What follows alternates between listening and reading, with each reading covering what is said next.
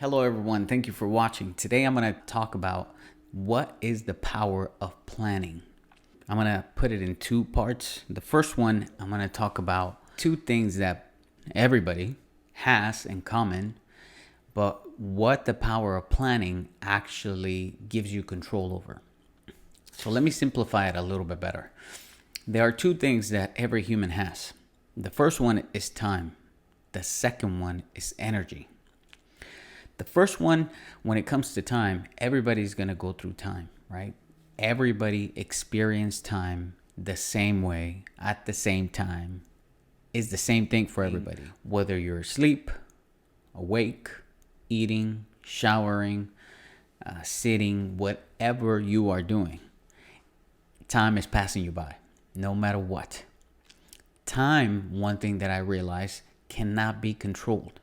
You cannot tell time like stop for a little bit, let me, do something on the side, I'm going to come back. There's nothing you can do about time. Time is going to keep going whether you want to or not. Correct? So there's not a way for you to control time, but there is a way to manage it. And the way you manage it is through planning.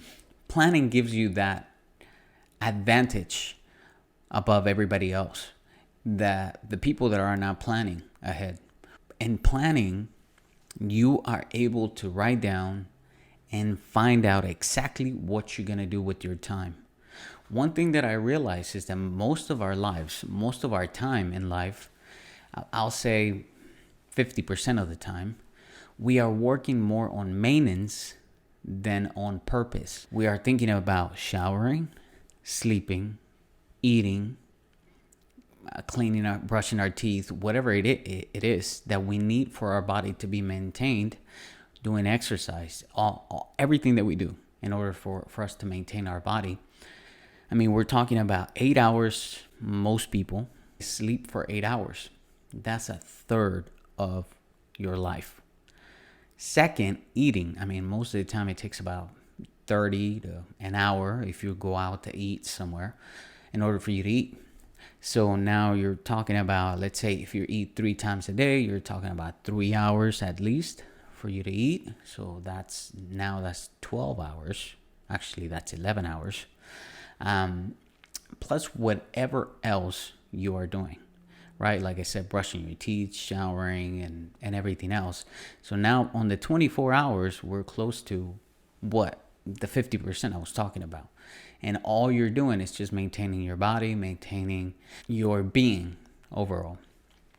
So the 50% that is left over, you have to be very careful about what you do. Because now time, either way, time is going to be passing you. So what are you going to do with that time? What are you going to do with that 50% of your life? Are you going to be on social media? Are you going to be talking to friends? Are you going to be drinking? Are you going to be smoking? Are you going to be watching TV? What is it that you do, right? When that 50% is just passing you by. And the thing about planning that gives you the power to actually manage time is for you to actually break down the time that you are going to be off the maintaining phase. Meaning that free time you have, what are you going to do with it? If you have a job, that's another 8 hours that are going to be completely out of your day, of your life. So it could be very tough for you actually to get something accomplished if you're not planning. The reason is because if I have, let's say, 8 hours in a day and I'm not planning, everything around us is actually trying to catch our attention. Social media, TV, our family, whatever it is, everything that is around us is always trying to get our attention, catch our attention, and focus on whatever that is. And the biggest problem with that is that we are not able to achieve whatever we want to achieve without planning, because everything else is coming into our lives to grab our attention, to grab our time, to waste our time. So the only way to actually manage that time is through planning. Telling yourself what you're going to do, for how long, and what is the time limit that you need. You can give yourself a deadline. If you want to, let's say, write a book, or you want to save a certain amount of money in a certain amount of time. If you don't have a plan, let's say on the savings part, if you don't have a plan how to get there, you will never reach it. Why? Because you're gonna say, most people, from what I know, and stuff that has happened to myself, is we get, a certain amount, let's say on a monthly basis. And if we don't have any plans for that money, we're like, okay, we can spend it here, we can spend it there. I have a credit card too, so maybe that should be fine. I'm not exactly sure I'm wasting all of it, but I think I'll be fine because I still have a little bit of money left over after I already paid my bills, and plus whatever I want to buy on the side that is for myself, for my own use. Then I feel comfortable, right? And I say, okay, I think I'm able to save $100, even though I probably already spent, let's say, if I'm getting $2,000 a month, I already spent $2,500, and I'm like, well, I'm gonna save $100, but there's no $100 anymore.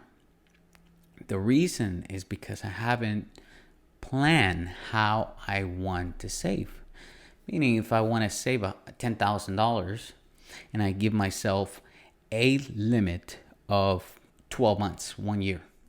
Then if I break down how much I need on a monthly basis in order for me to achieve that goal, then I will be able to achieve it faster because I know what is my target on a monthly basis. Therefore, the time that you are managing is going to tell you, okay, in this 12 months, I need a certain amount in order to get to the goal that I'm trying to achieve. Therefore, that time will be well managed. You're going to say, on this month, I need $800, $900. This month, maybe 500. Maybe next month, I'm going to be able to do a little bit more. So therefore, I can do maybe 1,000. So whatever you're able to save is based on the planning that you're doing in order to achieve it. So putting it on paper, understanding what your goal is, what your end goal is, and then working back in order for you to achieve it is going to be the best thing for you to do. Therefore, you're going to be setting time specifically for you to achieve this goal. When you set the time aside in order to achieve that goal, you are managing time. You are telling yourself, I need to spend maybe an hour, maybe 2, maybe 3, whatever I need on a daily basis or every week or whatever I need to do in order to get to the goal I'm trying to achieve. So when you manage this time, your goal becomes more attainable, more easy to predict, easier to obtain. Why? Because planning gives you that chance. Not only that, you will be managing your time in order for you to understand what you're going to do in that 50% of the life you have control over. So always planning gives you that power. The other 50% for the planning has to do with your energy, which I'm going to talk about on the second part. But for right now, all I wanted to tell you is that as long as you're managing your time, you will be able to achieve any goal you want. And the only way to manage time is by planning your days, your weeks, your months, your years, or be able to break down your goal into chunks that you will be able to achieve on a certain amount of time. And when you break it down, you will be able to manage the time that you need in order to achieve that goal. So remember, having time to be managed is going to be one of the best things that you can do for planning and in order for you to achieve your goal. And that is the power of planning, part 1.